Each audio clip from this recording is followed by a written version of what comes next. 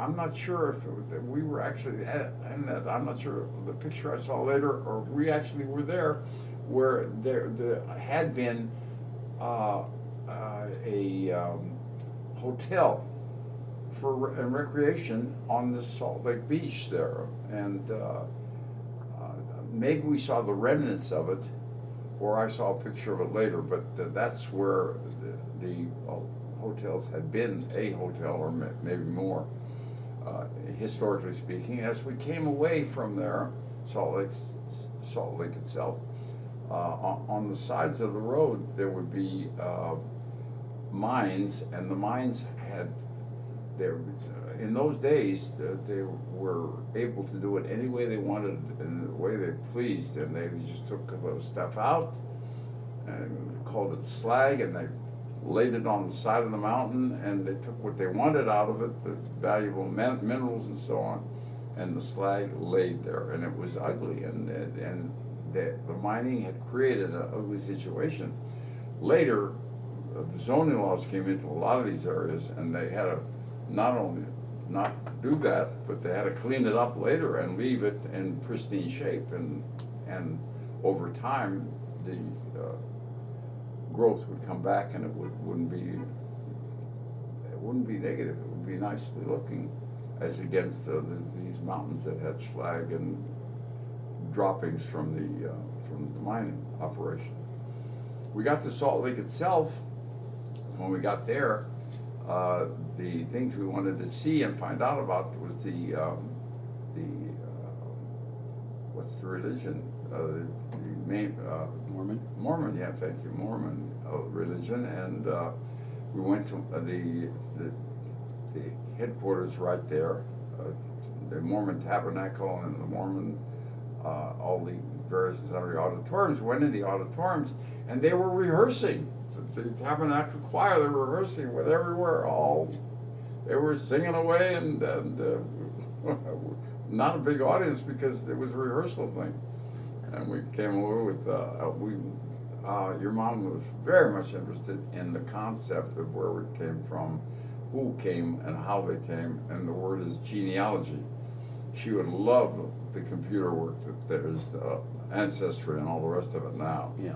But in any case, at that time she said, let's go find out where the registry is for Mormons, because they do a lot of that, and maybe they can help us. I think she found some information from them when we were there, and it was fascinating. Okay. Yeah. Do you remember a trip to the World's Fair in Montreal? Oh, yeah. Tell us about Well, anything or highlights of anything you remember on that Well, trip. I forgot when we were in Seattle. If I had mentioned Okay. Seattle before, I forgot to mention the tower there. Space The tower Needle, was really neat. We went up and down in that thing, and all the way up there, and I think the top turns, and but the restroom doesn't. And I think your mom took Beverly to the restroom, and we came back out, and she came out and said, "Oh," and the trickle goes all the way down.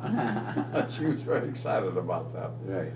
And from up there to all the way down there, and then we came down from that one. And you mentioned us when we went into Montreal.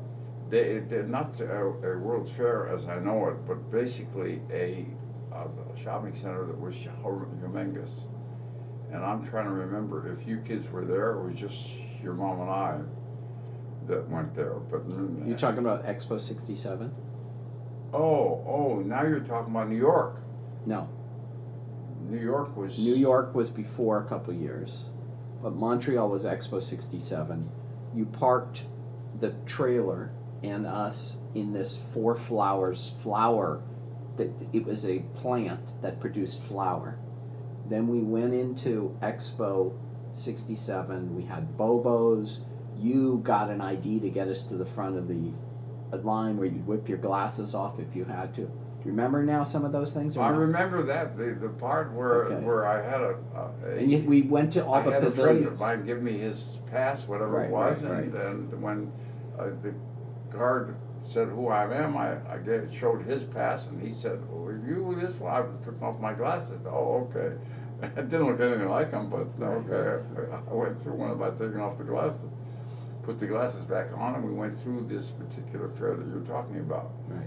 And I'm a little bit confused on it because I pictured that No problem. this was the New York one, and you're Right. saying it was the Montreal one. Right, but then we did go to the New York one, Yeah. so tell us about any New York, we highlights parked or- on the side of the road. Okay. And like an off ramp. Yeah. Off and off ramp, and we went there, and you walked here, and you walked there, and you got to a place where they actually a little taxi thing or a transit thing would take you into exactly where you wanted to be, and we went through the whole place. It was just fun because they had a long, tall thing. I think it was something called a periscope, and they had the big fat thing. And those were the symbols for this particular one, the tall tower and the round, like ball, like the world I see. next to it. Right, right. And I don't know the names. Right. One of the names sounds like Periscope, but. So, you're traveling with the kids, 5 kids and a dog, right? Yeah. And how was it traveling? Like, you get to a fair and there were no cell phones in those days, and That's right. you have all these kids and they're running around and all that. How'd your whole deal? They're running around. They're under guidance and control exactly what we need to have them do. That's burn up some energy there, and sleep and eat and travel and see different events that we were interested in seeing, Mhm. and exposing the kids to the world, or as we knew it in the United States.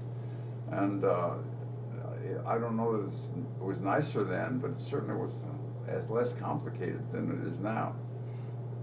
And I think they got a good deal of kind of learning what the world, what other places offered, because we obviously we grew up in Gardena, we grew up in Hawthorne. These are California cities. And we finally moved to a little town called Beverly Hills.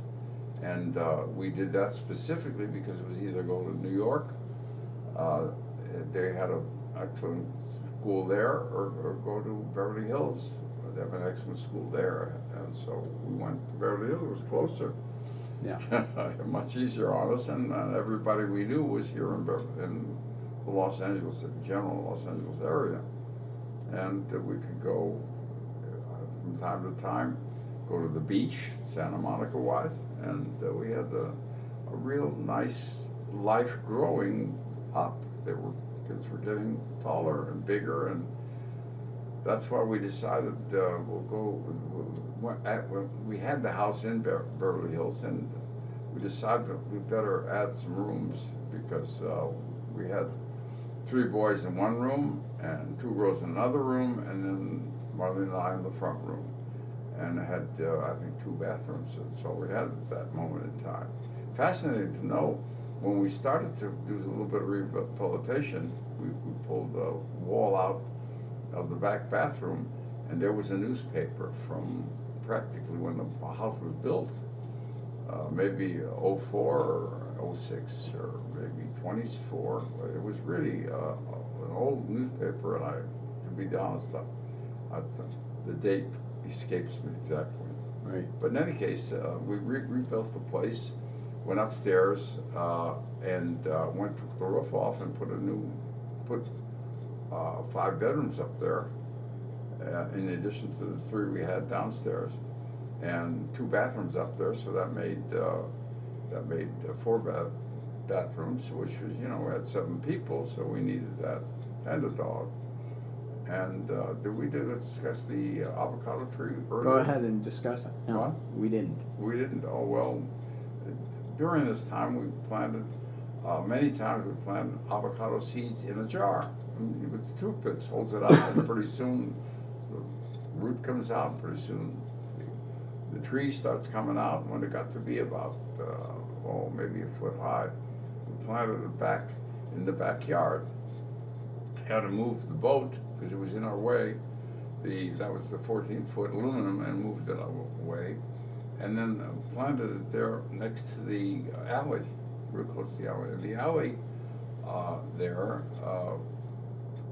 appeared to me that maybe I wanted to take the fence down, be able to park on the backyard.